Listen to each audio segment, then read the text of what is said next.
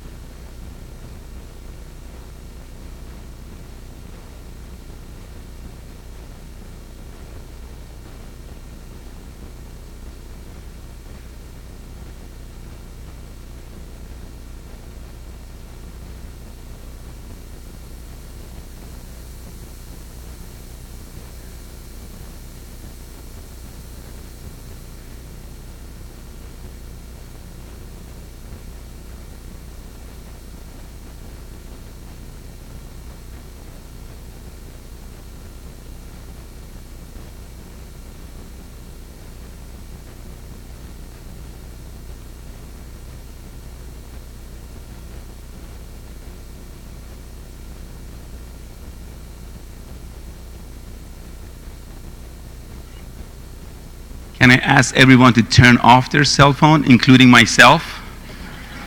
And I gave mine given to Rob and crew. Just want to let you know, so I couldn't control myself to keep it on me. So,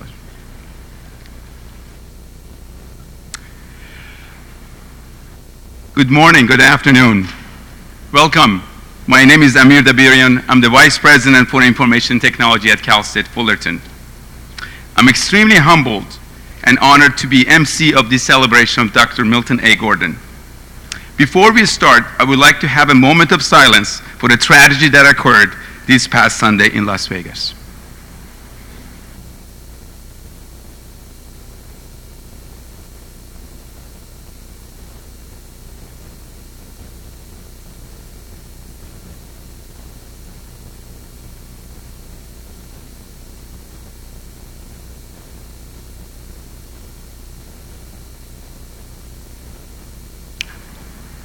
Thank you. Thank you for coming today to celebrate this wonderful man that gave so much to Cal State Fullerton. I first want to recognize Dr. Gordon's wife for 35 years, Dr. Margaret Falwell Gordon. She's here with us.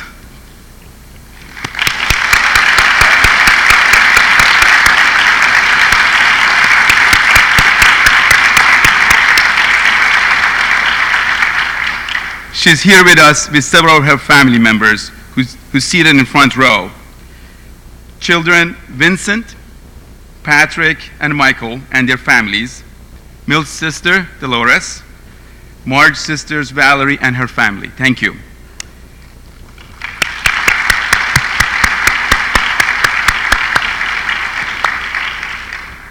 Thank you also to President of CSUF Stanislaus, Dr. Ellen John, for making a trip to the campus today. Dr. John.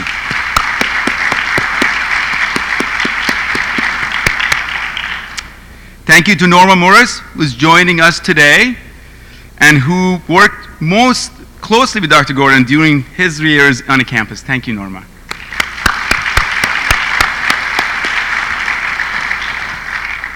I would like to also acknowledge several other special guests from the Chancellor's Office and Board of Trustees.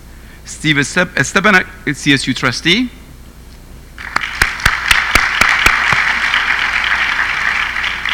Garrett Ashley, Vice Chancellor for CSU. Andy Jones, Associate Vice Chancellor and Deputy General Counsel.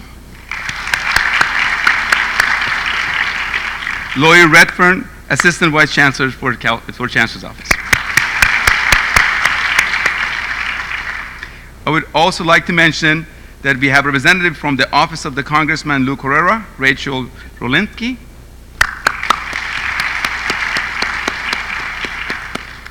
Office of Assembly Member Sharon Cork Silva, Amy Ramos.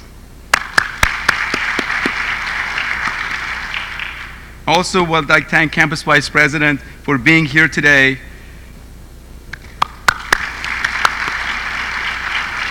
and our ASI President, Layla Databoy. Thank you. Thanks for coming. I would like to share a few words about Dr. Gordon with you today. President Gordon was an extraordinary man who touched the lives of many. I'm one of those very, very lucky individuals that touched and helped me shape. I am who I am because of him. President Gordon loved our students and had a great vision for technology on this campus. His vision for technological innovation transformed the campus into the model 21st century learning environment. Not only was he the first CSU president that made technology a priority on our campus, he also generously gave his time and was deeply invested in moving our campus forward, even if that meant traveling to Sacramento to fight for additional state funds for our telecommunication infrastructure. He told the legislature that if you pay for the infrastructure, he would find the money to pay for the equipment for our faculty, staff, and students. He stood by his word, and we have not looked back. He was a trailblazer in his own right. Moving the campus forward with technology was important to President Gordon.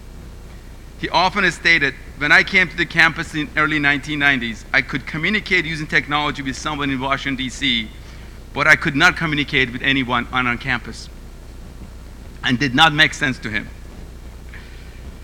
I remember later on his career that he called me into his office with a very warm smile, and he told me, Amir, you are the only VP that will be on campus long after I leave. Ensure our technology advances for our students. President Gordon loved his wife very much. I could see a special glow in his eyes when Marge was in a room or by his side. Marge, from the bottom of my heart, let me thank you for sharing President Gordon with us and being by his side during 22 years of presidency at Cal State Fullerton.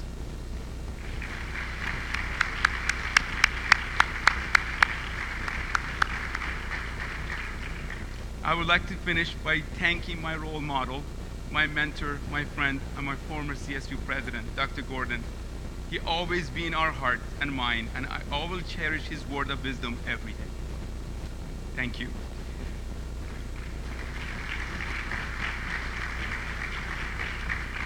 Now, I would like to welcome Dr. Mildred Garcia, my boss, our president.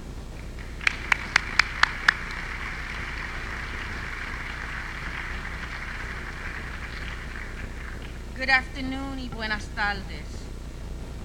On behalf of the faculty, staff, and more than 40,000 students of Cal State Fullerton, we welcome you to the celebration of life for President Milton Gordon, a man who spent 22 years propelling this university into the national spotlight for providing equitable access and pathways to higher education for all students, regardless where they came from. Of course, that entire time, his beloved wife, Dr. Marge Gordon, who used to be my dean at Cal State Dominguez Hills, so I know her for a long time now, herself an accomplished academic, was at his side, and we are all honored by her presence here today along with her family. In celebrating President Gordon's life, it's important to understand where he came from. Some of you may know the story, but before Milt, as he liked to be called, was born, his father made the 1,000-mile trek from the segregated south of Louisiana to Chicago in the north on foot, knowing that with every courageous step, his future children might have a better chance at a college degree. What he didn't know was that his journey would not only transform his own family's future, but also the lives and family legacies of the hundreds of thousands of students who would one day be led and inspired by his own son, Milt Gordon. A young Milt would not fully comprehend his father's exodus from the South until he himself made the return voyage to Louisiana to attend college at Xavier University some 2 decades later. Of course, he had experienced racial discrimination growing up in 1930s Illinois. But upon his arrival in Louisiana, he suddenly faced the same shocking segregation and racism that had compelled his father to walk 1,000 miles to escape it. He was forced to sit in the back of buses and in segregated train cars, motivating him, like his father before him, to seek a way to escape these injustices. Only instead of a 1,000-mile journey by foot, Gordon chose a lifelong journey grounded in one true solution to violence. And boy, do we need that today. He went ahead and made education his center. He knew that with education we would avoid violence. Some people wanted to confront physically, he said to the Orange County Register in 1997. He further said, each person had a different set of tools. For me, it was my mind. His mind was indeed an effective tool, and he wielded its power first in the classroom and then as an administrator. In his first academic post at Loyola University of Chicago, he created a program for underrepresented students long before such practices would become part of the national conversation. Imagine, he was an African American man who majored in mathematics, really ahead of his times. When he began searching for a director for a program for underrepresented students, the students asked that he take the helm, a request he ultimately accepted and said, I was only going to stay for a year, he told the Daily Titan of the experience, but I ended up staying 7. He stayed for the same reason he remained Cal State Fullerton's president for more than 2 decades, to support all students, particularly first-generation and low-income students, achieve their academic goals and life's dreams. That passion would be the running theme of his career, culminating in many initiatives that remain the foundation upon which we stand today. For example, after noting that less than 3% of fourth-year youth go to college, President Gordon created the Guardian Scholars, I believe one of the first programs in the nation aimed at supporting foster youth achieve a college degree, a program that in 2017 boasts rates of retention, persistence, and graduation rates of over 97%. Only the 4th African American president in the largest system of higher education in the country, President Gordon was not only a product of equitable access to our higher education, but also a champion for his transformative power. In his final convocation in 2011, he told the campus community, and I quote, I am grateful that I am able to call higher education my life's work, unquote. He also mentored other aspiring presidents, including me. He counseled me along with others on the CSU. I remember when I first arrived at the CSU now 10 years ago, Dr. Gorton and Dr. Rosser took me under their wing, took me to dinner, and told me the good, the bad, and the ugly about the CSU. And I remember him lovingly giving me advice, scolding me when he thought he should, and me accepting it from people that you look up to your entire life. He was a mentor, he was a colleague, he was my friend. As we in the Titan family process our grief and celebrate his memory, I know that we too are grateful that he made higher education, his students, and this university his life's work. In his memory and in his honor of his family legacy, we at Cal State Fullerton will continue the journey of ensuring our sons and daughters have equitable, high-quality access to higher education, as he demonstrated and showed us, one courageous step at a time. We thank Dr. Gordon for all he's given us. Thank you.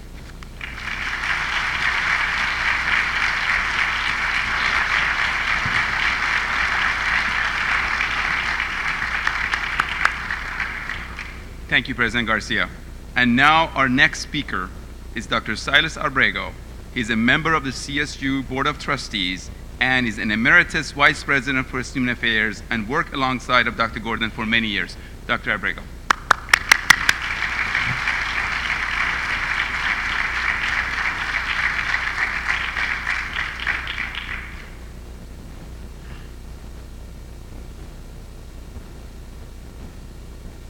Thank you, Amir.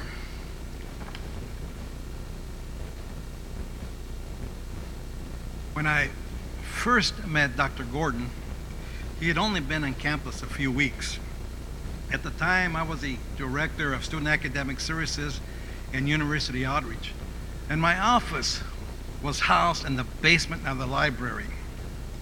Nobody visits the library, the basement of the library. But one day, certainly and unannounced, Dr. Gordon was standing on the doorway. I immediately said, "Welcome," and instantly realized how stupid that was, because knowing that he's president, he's welcome anywhere on campus. Dr. Gordon was not one to engage in long conversations and got to the point rather quickly. He asked, "Why don't we have any trio programs on campus?" And not waiting for a reply, he said, "I want you to go after the trio programs and get them on campus."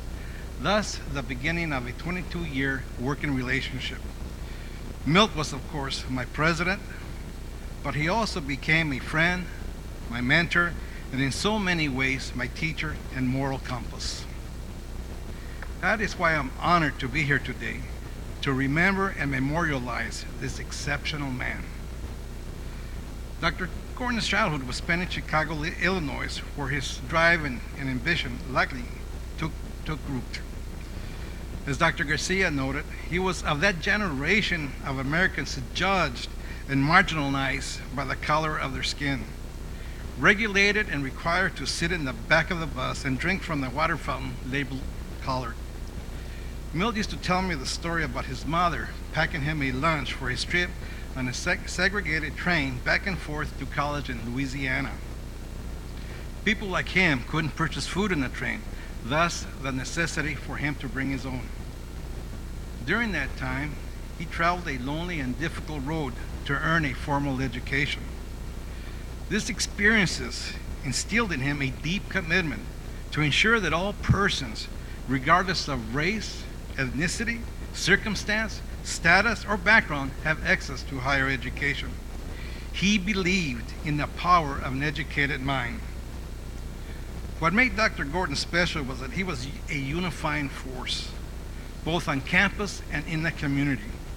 Indeed, he was so well respected in the community that he earned the Tree of Life Award from the Jewish National Fund, the Humanitarian of Year Award from the North Orange County YMCA, and Manager of the Year Award from the Society for the Advancement of Management.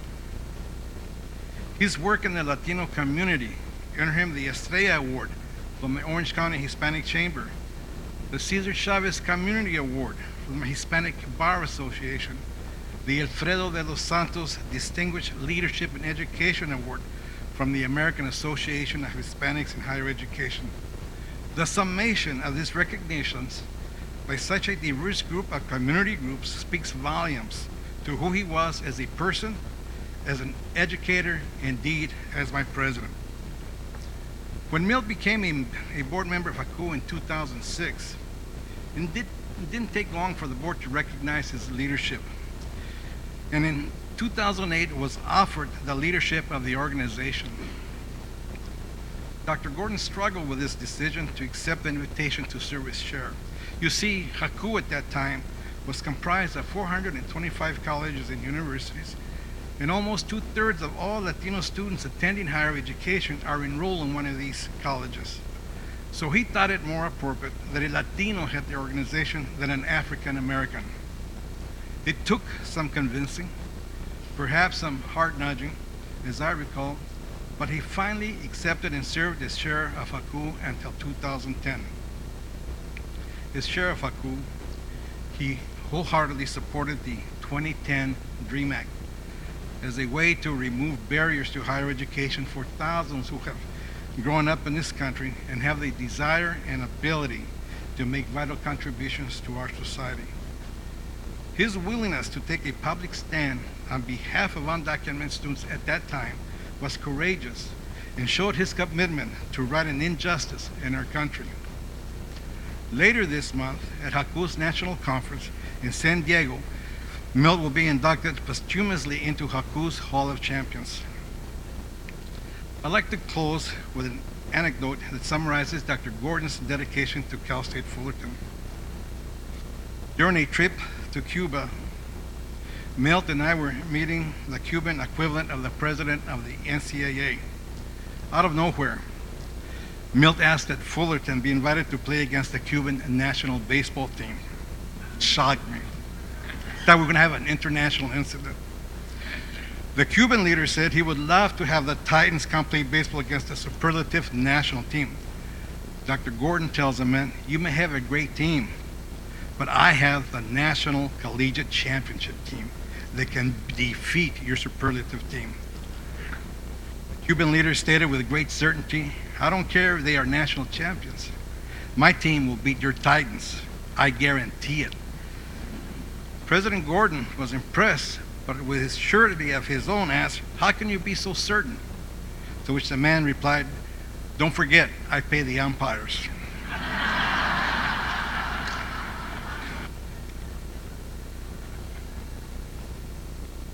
This is the man I chose to follow.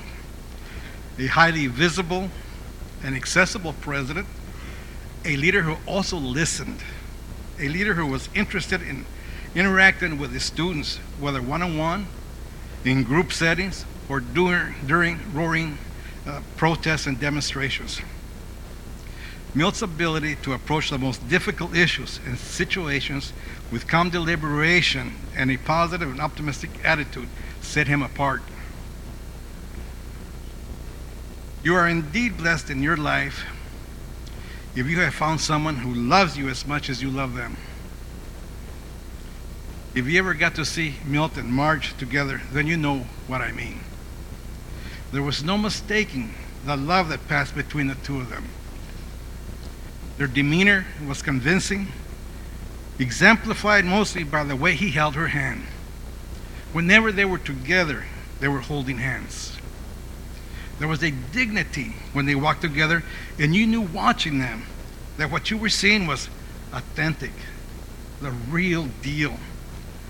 Marge, I believe that kind of love continues to exist through time and circumstance. And although Milt is not here physically, you will never walk alone, because some part of him will always be holding your hand. Dr. Martin Luther King Jr. said that the measure of a man was found where he stands in moments of comfort and convenience, but where he stands in times of challenges and controversy.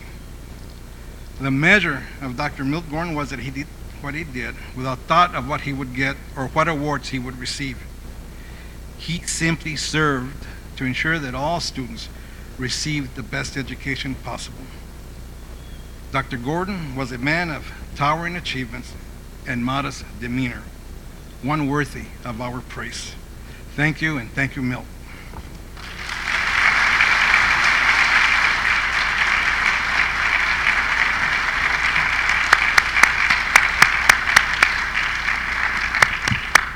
Thank you, Cy.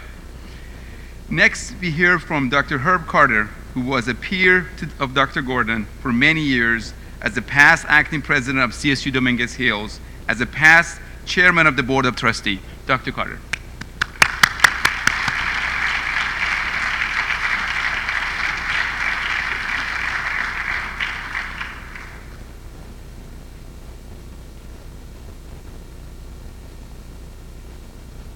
Thank you very much, Mr. Chairman. You saw it took me a little time to get up those steps. I'm not as flexible as I used to be. When Stephanie called me and told me that there had been a suggestion that I might come over and say a few words in commemorating the life of Milton, I was delighted to say yes, and did so right away. A few days later, she called me and she said, "Well, we're glad to have you, but we've said to the presenters that they should make their presentation in 3 to 5 minutes." And I said, "Stephanie, I come from a long line of Baptist ministers. It usually takes about 3 to 5 minutes to clear our throat.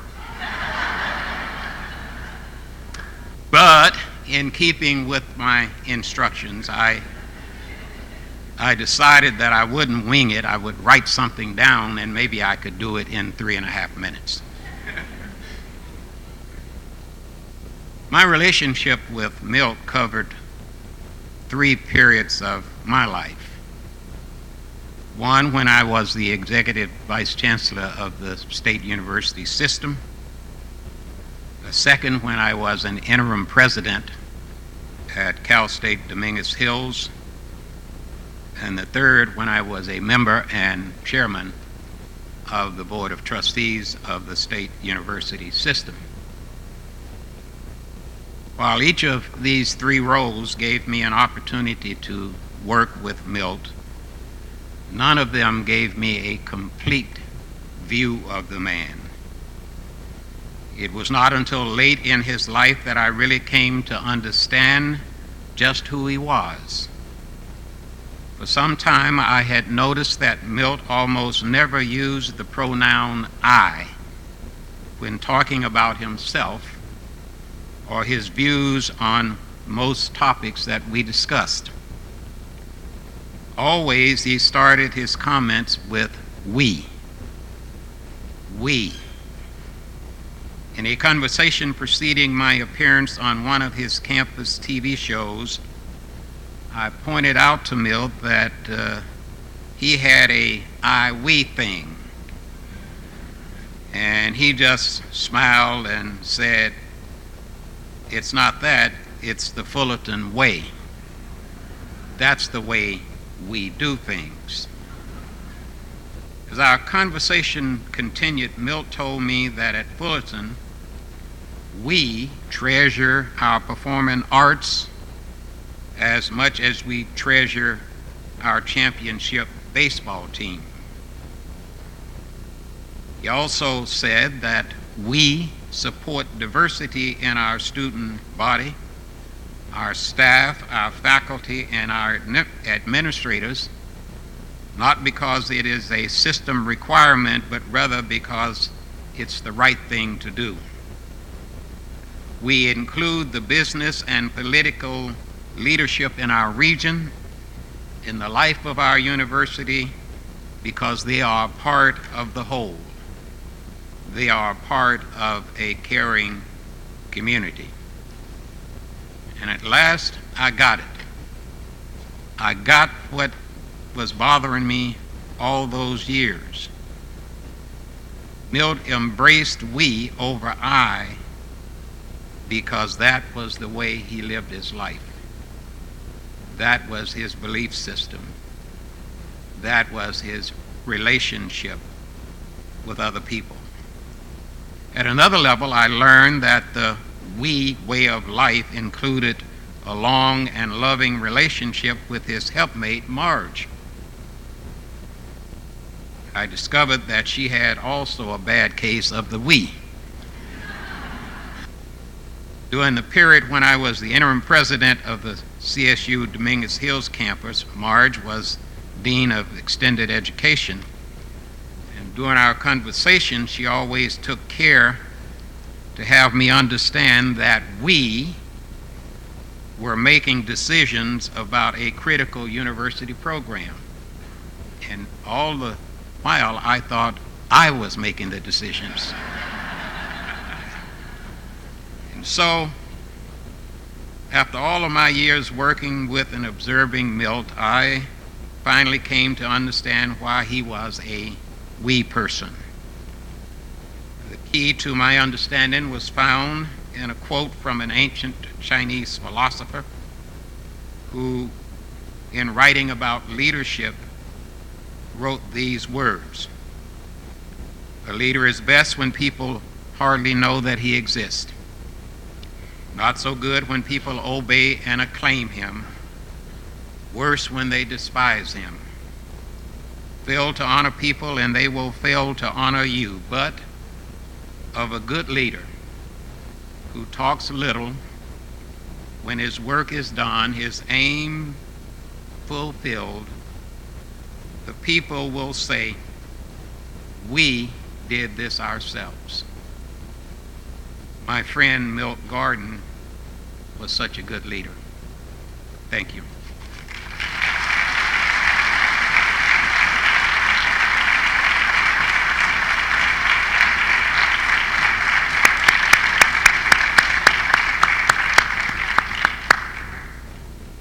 Thank you, Dr. Carter.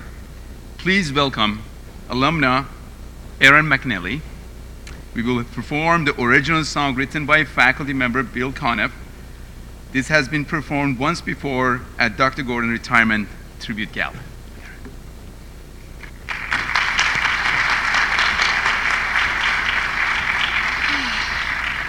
Hello, everyone. I am so incredibly honored to be able to be here today to sing for someone who changed so many of our lives, but certainly gave me so many amazing memories and opportunities.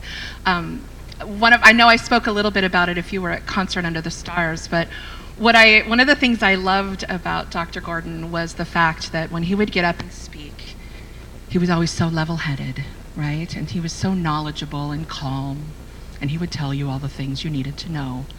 And then I would see him after Concert Under the Stars or after an event, and he would always greet me with, "Erin!" And he would be so excited. I was like, oh, he's so much fun. And what I had seen, he was so serious on stage and yet so much fun in person, and just filled me with so much energy and love and appreciation that it always made me so proud, not only to be a Titan, but he made me proud of myself always by the way that he reacted to the work that I would do, which always meant a lot. But my favorite memory of him, believe it or not, was when I was honored enough to be the singer for his retirement gala in 2011. And I was asked to do the song, one of the songs you'll hear today, which is the original song that was written by Bill Cunliffe for him. But when I talked to Stephanie Light about what I was going to do, and she said, "Erin, you're going to sing his favorite song in the world." And I said, "Awesome, what rockin' song is that song gonna be?" And she said, "It's The Rose by Bette Midler." And I remembered, that's really cool. I would have never thought that about him. Awesome. And so I get there for the evening, and I sing my songs, and afterwards he comes up to me, and I was expecting this, "Erin!" again. And he walked up to me and he just stood there. And I saw him start to get teary-eyed. And he just enveloped me and he whispered, "Thank you." And I remembered, I wasn't really emotional until that moment. It hadn't quite hit me that he was retiring. And it really didn't hit me just how special he was until that moment. And almost like seeing so much in my head, it really hit me how much he loves this school. And how much he cared deeply about all of us individuals, whether we were the student that was singing on the stage, or the alumnus that was coming back to speak to people, or the faculty or administration, that he just cared so deeply from the bottom of his heart, so much that he couldn't even speak, which was kind of beautiful. So, of course, originally the thought was to sing The Rose today, but I could never get through that without crying. There was no way. So I invite you all on your own time at some point in the near future to find the song and listen to it once in his honor, and listen to those beautiful lyrics, and find in it one of the things that he loved about it. So for today, I get to sing to you the song that was written as a celebration of who he was as our president, and also as an incredible person. With a little bit of changes for today, I'm very pleased to sing the song. When Fullerton was just a town, a stop along the way, a college here was founded, and we celebrate today. A young man who was far away and building up a resume. He'd never dreamed he'd come this way to change so many lives. From Illinois to California, success was his routine. Loyola to Sonoma State and everywhere between. The hard work and the accolades, the graduation day parades, the miracles that Milton made are matchless, you'll agree.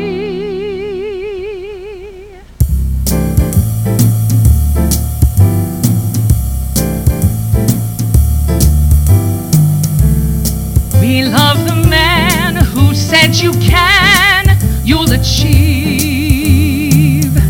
And Milton Gordon was his name. He made it very clear that nothing is impossible. He helped build this university into our pride and glory. He opened doors, and what is more, he decreed. Our heart is our diversity. He embraced community, and tens of thousands told him that you inspire me.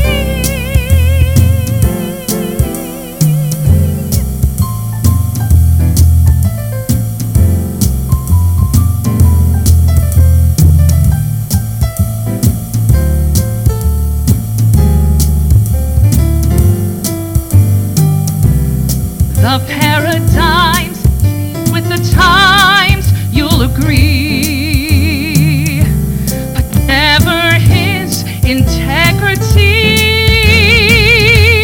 So raise your glasses high to this extraordinary man, Milton Gordon, so much more than Dr. Gordon to me.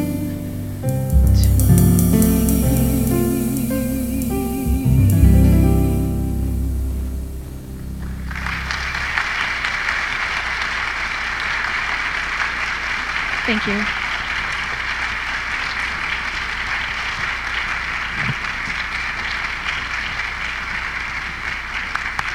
Thank you, Aaron. Please give another round of applause for Aaron.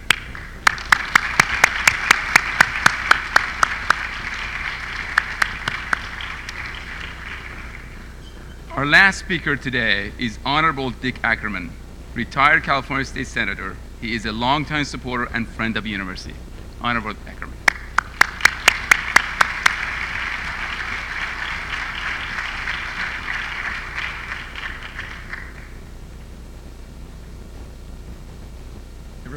Everybody's seen this picture? You know what he's saying? Does this thing meet OSHA standards? Obviously not. I met Milt and Marge actually before he became president here. I was on the city council in Fullerton and had the opportunity to interview the final 4 candidates. And they didn't know that Milt and I actually had a few things in common, which I'll get to, but that had nothing to do with the decision. We made the right choice at that time. And I'm happy to say that I've known both Milt and Marge for the entire tenure, and including now, and it's been one of the most enjoyable relationships that Linda and I have had. First of all, about Milt, we had a lot of things in common. I was a math major, he was a math major. He got a PhD in math, I was in a PhD program and I couldn't understand a single class, so I changed and went to law school. I liked basketball, he liked basketball. He got a scholarship to Xavier, I couldn't make my dorm team. While Milt, his early years, he really took the town-gown relationship that Cal State Fullerton had with the city of Fullerton and put it really to new heights. During his tenure, we built a hotel on campus. We built a baseball stadium so the baseball players could win a few national championships. We built a softball stadium so the softball team could win a few national championships. We built some tennis courts, and I don't know how they did. In exchange for the city getting use, there was always a big demand for adult sports. So anytime the Cal State Fullerton wasn't using those fields, the city was able to use theirs for adult sports. It was a great relationship which lasted for a long, long time. But Milt really took the town-gown relationship and really made it meaningful for Fullerton. There's always been a good relationship between the university and the city, but as you know, sometimes that's not always good in other areas of the country and the state. But I'm happy to say in Fullerton it has always been good. And when Milt was here, he really took it to new heights. He was there at all the chamber events, all the charitable events, all the donors that he dealt with in the city. And also he got a lot of those. He's a very good salesman. He got a lot of the people involved in the city of Fullerton involved in the university, so they would donate to the university, which is very sharp. Millie's doing the same thing. But he was very, very good in community engagement, and he was a very, very heartfelt person. A couple of stories, I was trying to think of stories that I could tell, because Marge and her family are here. He was probably the #1 lobbyist for the school. Even though we have a good CSU department with Garrett here and the folks, they do a very good job of lobbying. My first day in the legislature, when I had just been elected, I got elected toward the end of the session. I had no office, I had no phone, and I was just sort of roaming around the halls, and they put me at a desk, and the phone rang, and it was just a random desk, and the phone rang, and it was Milt. My first thing is, how in the hell did you find me? And he said, I said, I have ways.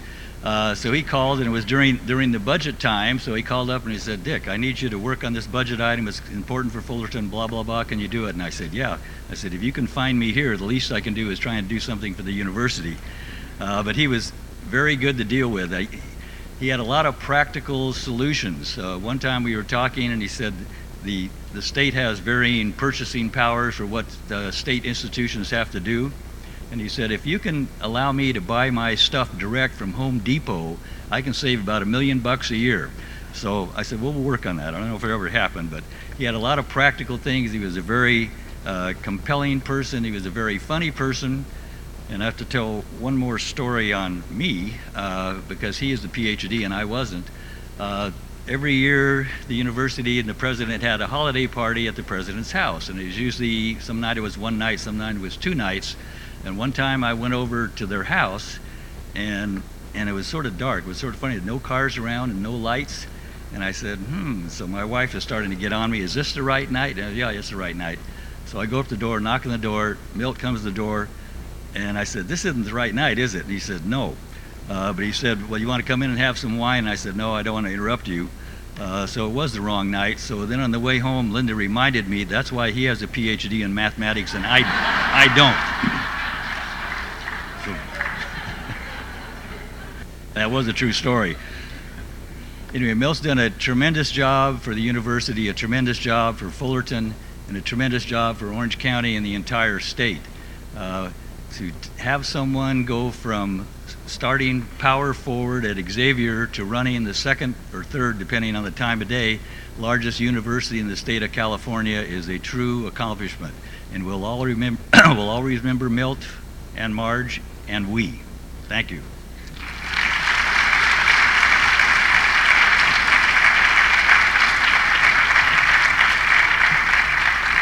Thank you, Dick.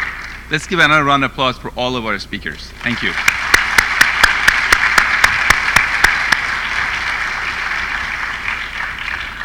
On behalf of the family, I would like to thank each and every one of you who came here today to pay tribute to Dr. Gordon. This was truly a celebration of his life. At the memorabilia table on your right, my left, there are memories book. Feel free to leave personal messages or special memories that his family will enjoy. Also, at those tables, there is a framed photo of Dr. Gordon on an elephant from a university homecoming in the 90s. This is a photo that Marge had found memories of. It's also celebrate Dr. Gordon's more playful responsibilities as university president. At the token of the university gratitude toward Dr. Gordon, this framed photo will be given to Marge to take home today. Guests may also take a note card of this photo home as well. This ends the formal program. We would like to ask you to please stay to enjoy the refreshments and receptions in the pavilion next door. Thank you very much.